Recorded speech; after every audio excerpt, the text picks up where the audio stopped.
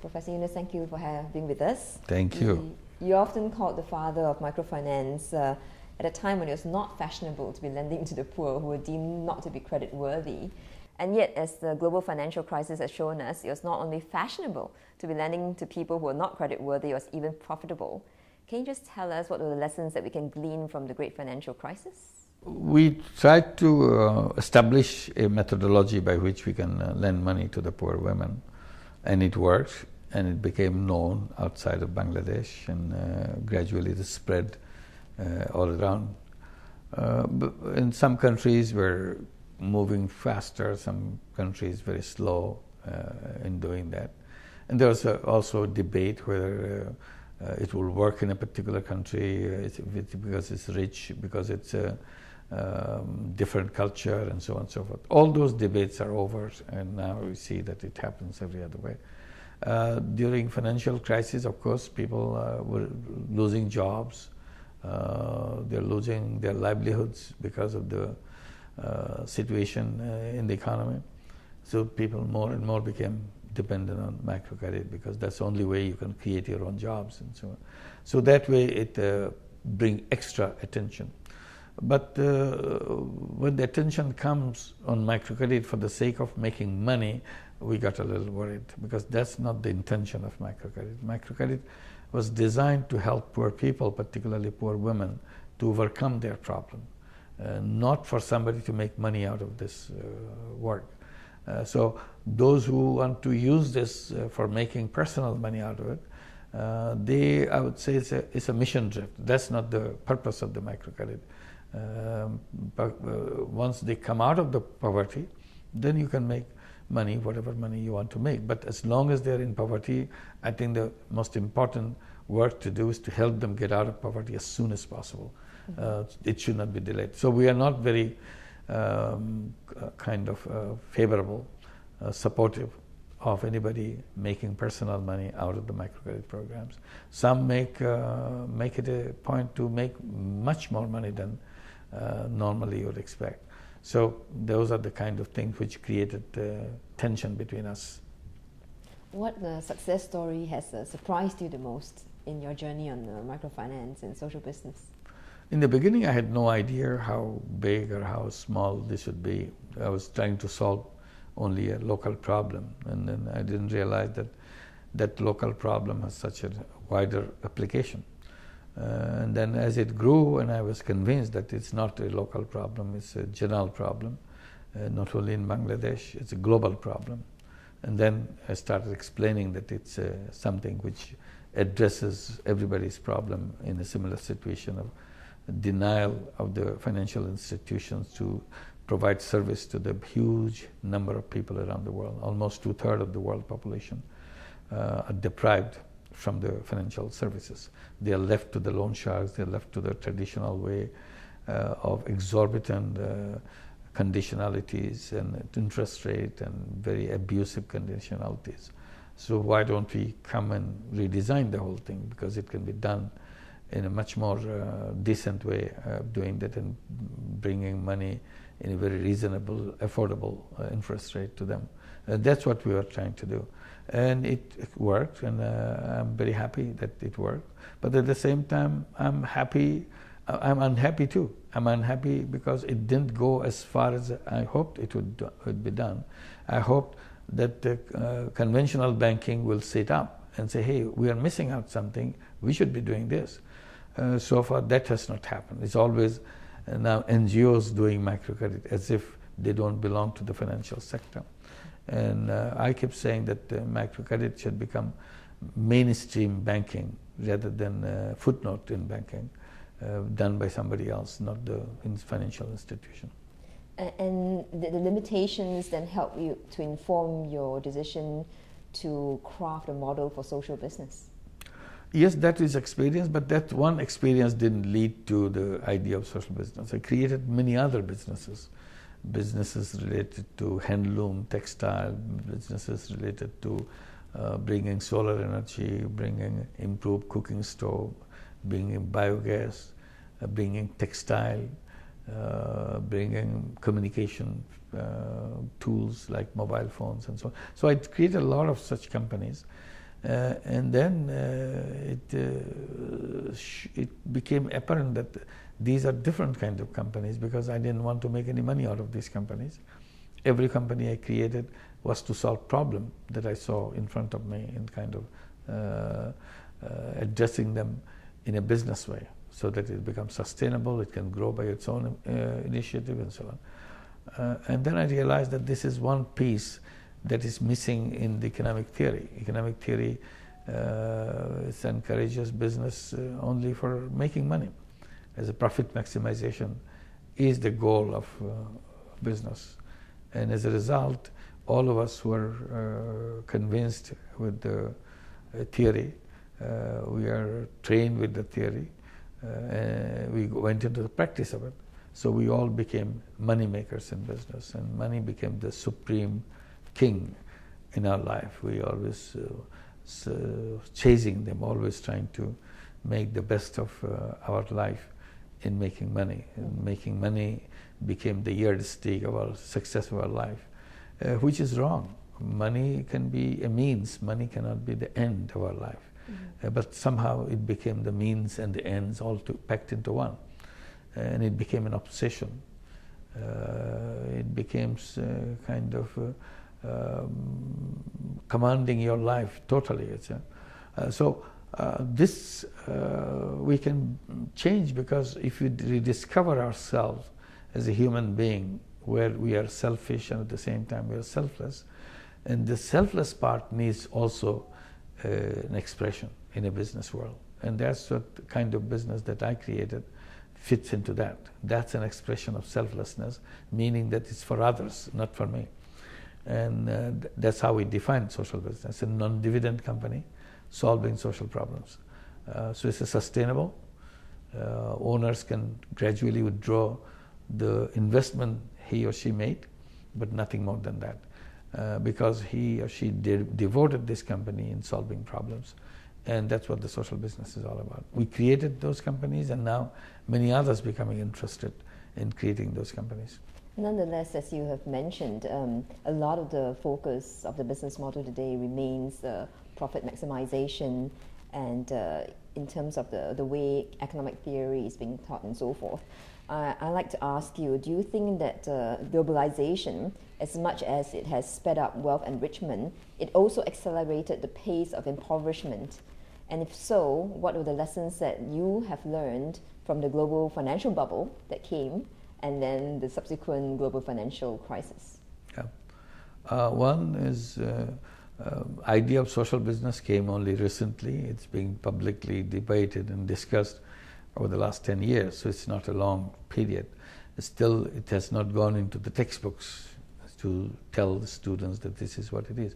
So to see the world remain still the same way, addicted to the money-making idea, it's because the new idea has not gone into circulation yet and not known to people.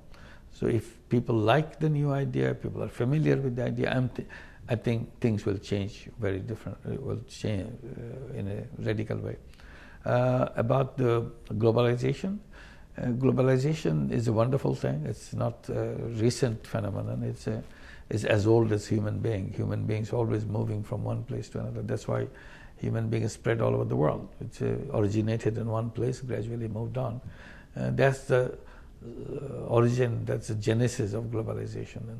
And when the Europeans trying to discover their way into the Asia to find out the spices and all the muslins and all those beautiful things from Asia, that's part of that globalization too.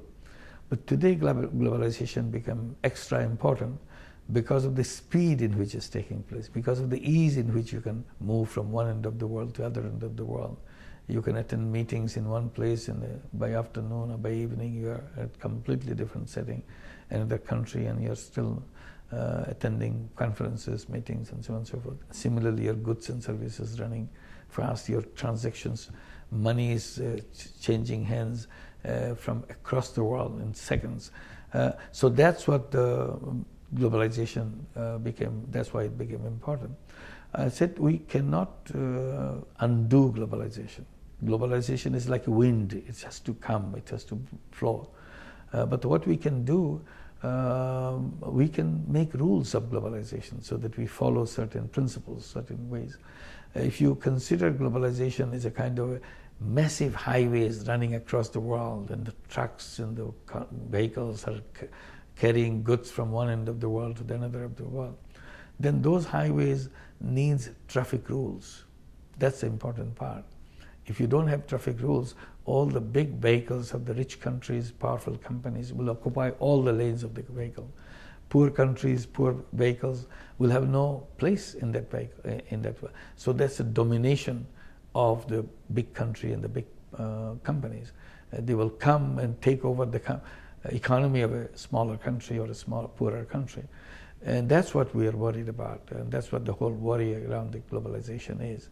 It will be new kind of imperialism, financial imperialism, business imperialism. You're not doing the political imperialism, but you're bringing the financial imperialism, taking over everything. So in order to avoid that, we have to make those traffic rules. Who occupies which lane, and what are the norms and the rules of using those vehicles. Once you take these decisions about the norms and the rules of the highway, then you need traffic police to implement those rules, and you need a traffic authority who will control this, and everybody will respect that. Otherwise, it will be chaos. You have the rules, but nobody obeys those rules.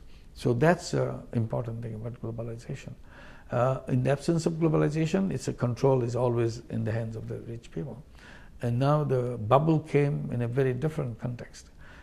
Different context is we overplayed our cards. The business, as I was mentioning, that business is becoming glued to the money making. The only thing you understand is money making. You are blinded by the money, and that money became kind of addiction. And when this 2008 financial crisis came, many editorials tell the whole world that businesses were treating marketplace as a kind of gambling casino. They forgot that this is business, this is not gambling. So when you shift from business transactions between two partners, between two players in the marketplace, into gambling, you have defied all the norms of business. And that's where we went wrong. Today we have to come back. What is business and what is gambling? How can we draw the line? And the financial system led the way in this gambling. Because when we create banks, we are supposed to be an intermediary between the depositor and the borrower. So we take somebody else's money and lend money, debt money to somebody else, and we are the intermediary. We do that. We know the borrower very intimately, and we see how it functions. There is a one-on-one relationship between my loan and his work and her work. Today that thing is lost. You lend money and you sell your papers to somebody else. And somebody else also sells the money to the same hand. You pack them. You don't know who is the borrower, who is the lender anymore. But that's where we got lost. That's also another aspect of globalization. We've seen rapid urbanization, and with it, urban poverty. I'm just wondering, what can we learn from the survival experts in urban slums with regards to financial management? Well, urban slum is a part of the system of the poverty as a whole. Poverty should not be hidden in the rural areas. If you see the opportunity in the cities, like the businesses see opportunities in the cities, they come to the cities. It draws the poor people out of the rural area into the cities too. But they don't have those amenities, that they create their own slums and ghettos and all that. So this is part of the way the businesses have been functioning. So this is not something that we can cure ourselves as long as we are not wearing the blinders of money. If you take off the blinders, we become aware of the society. This is a part of us. We are not isolated from the society. So what is happening to them is something happening to me too, because it's a part of the society. This is not how we consider now. We are very busy making money. We have no time. We pay taxes. Let government take care of that. That's the attitude which creates all this problem, because citizens don't care. Citizens are supposed to be busy with the making money. And that's only consideration for the whole time. So unless we can come out of that, unless we become kind of conscious of our purpose of being a citizen, purpose of being a human being, we'll continue to do this. And that's a narrow interpretation of human being that we put inside our economic theory, which created all those massive problems that we have ourselves. So despite the wealth creation and the technology that we have seen today, there remains a vast number of people who are unbanked. They either have no access to banking or they have limited access to banking. How can they become part of a formal financial system? And that's what I'm doing all my life, trying to explain that they're very much capable, they are bankable, because initially they were telling the explanation, they're giving me the explanation, it cannot be done because they're not creditworthy. Today that explanation doesn't exist anymore, because we have shown all over the world banking can be done with the poorest person as confidently as you would do with any other person. On the other hand, if you look at the financial crisis, it is the big banks with lots of collateral dealing with the richest people. These are the banks which are collapsing because people are not paying back. But even in that financial crisis, you never heard microcredit borrowers are not paying back. So today you can revise the whole thing. If you look at the who are creditworthy, you will be looking at the poor people first, because their creditworthiness is much higher level than the creditworthiness of the big corporations and big people. So this is quite a good time to redesign the whole banking system, whole financial system. Financial system should be an inclusive system. There is no reason why it should be an exclusive system for the privileged people. So this is the point, this is the message that I keep carrying around, and hopefully someday people become aware, and yes, we need to redesign, because the poor person is not poor because he doesn't know what to do, or she is not interested in changing his life or her life. It's because system doesn't work for them. System doesn't, it's totally unconcerned about it. We design system for the privileged people and then blame them for all the trouble they go through. Actually, it should be the other way. The blame should come on the people who design those systems, play in that system. They are the one who are responsible for the creation of the poverty and the misery of the people. But nonetheless, the bubble burst in 2008, and the whole world was on the brink at that time. And there's been a lot of talk about changing the system, as you said. And yet now we're in 2012, and we've not gone very far. What lessons do you have, to share with us, and what kind of problems do you think need to be urgently addressed? First, to recognize that this system is not workable, because it doesn't work for the majority of the people in the world. That's why you see Occupy Wall Street, Occupy London, or Occupy Paris, or whatever you want to occupy, saying that 1% versus 99%, because the system works for only 1%. That's a kind of expression they were making, that's identifying that the world is only for 1%, 99% don't matter. So whatever that percentage is, matter is the bulk of the population are not the beneficiary of the system. They are the victims of the system. Imagine the 2008 crisis. Why it happened? It happened, not everybody in the world was making wrong decisions. It all thing originated. This is a kind of earthquake which shaken the whole world, but the epicenter of the earthquake was one country. Not even one country, one city. Particularly one part of that city, not even the whole city. Few people in that city made wrong decisions, and the whole country, whole world had to suffer. People lost jobs, factories closed down, and innumerable miseries were created by the decision. Because that's the kind of system we have in the hands of the few people to decide the fate of the rest of the world. So we need to get out of that system.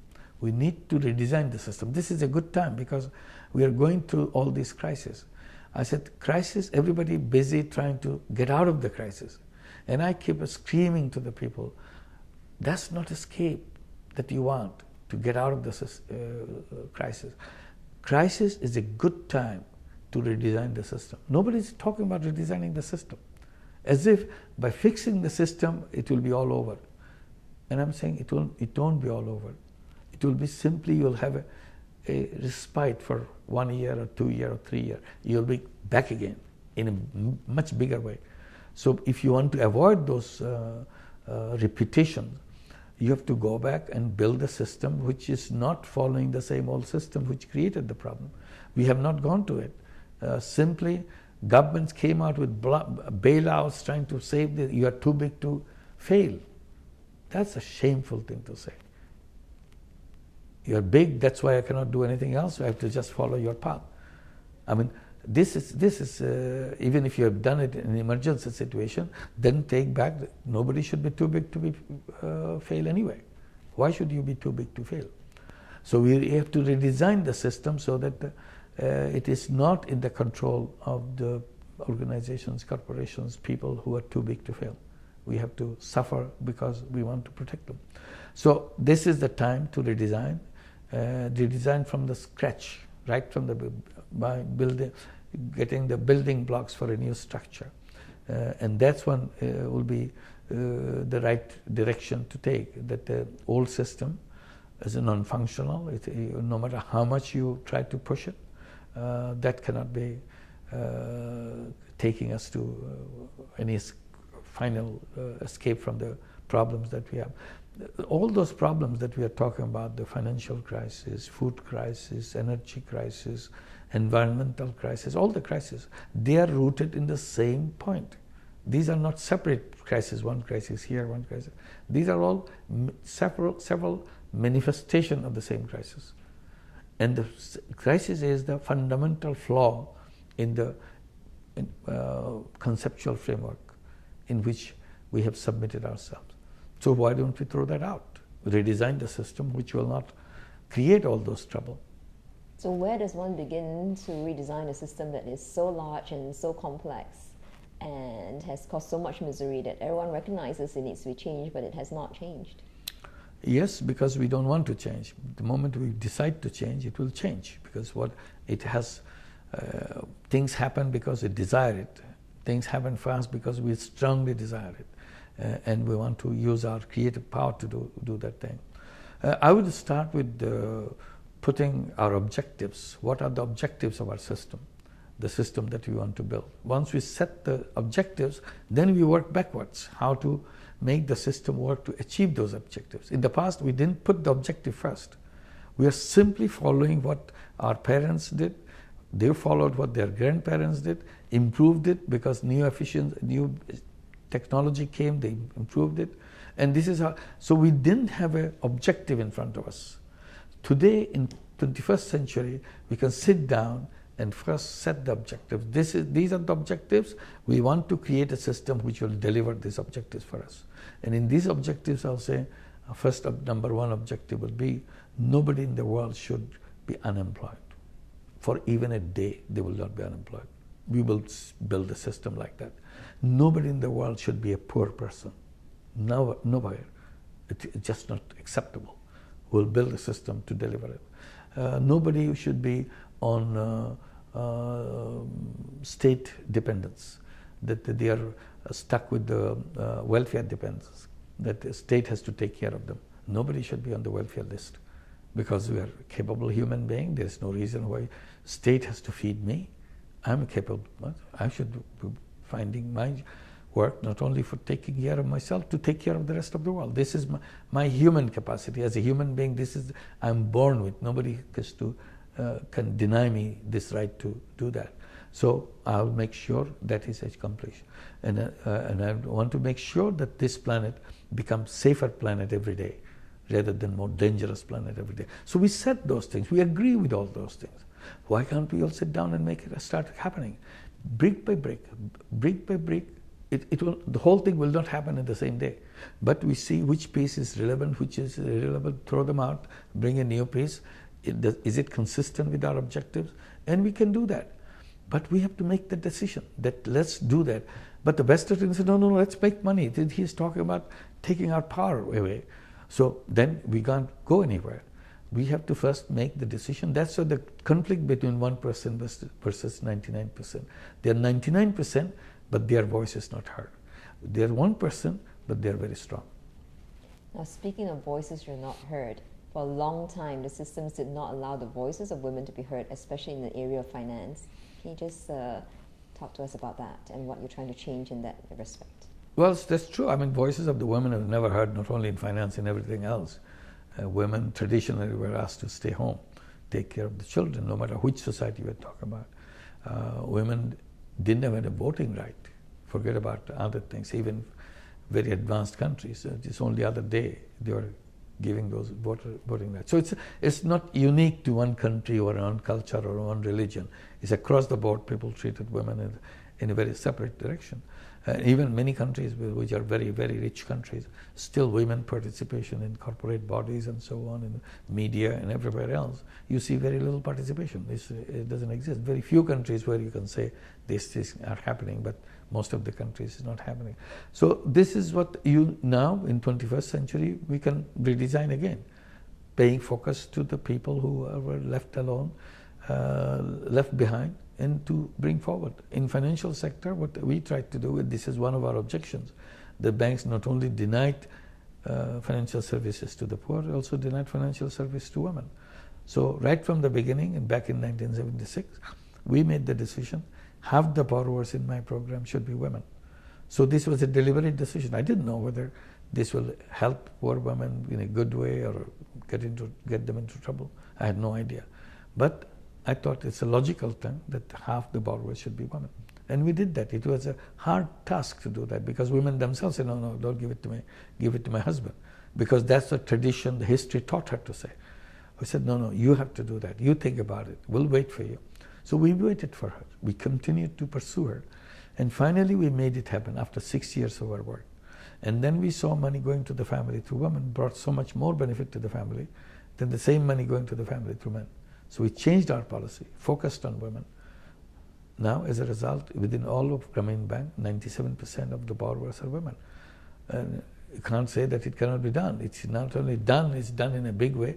All the good things that happened to Grameen Bank, because right from the beginning we emphasized women, and they understand how to bring changes in the life of their family and particularly to their children. And that's why all the children of Grameen families went to school for the first time in the history of their families. Parents never went to school, but all the children of Grameen families went to school, went to higher education. We gave them education loan. They're professionals, they're medical doctors, they're engineers, they're everything.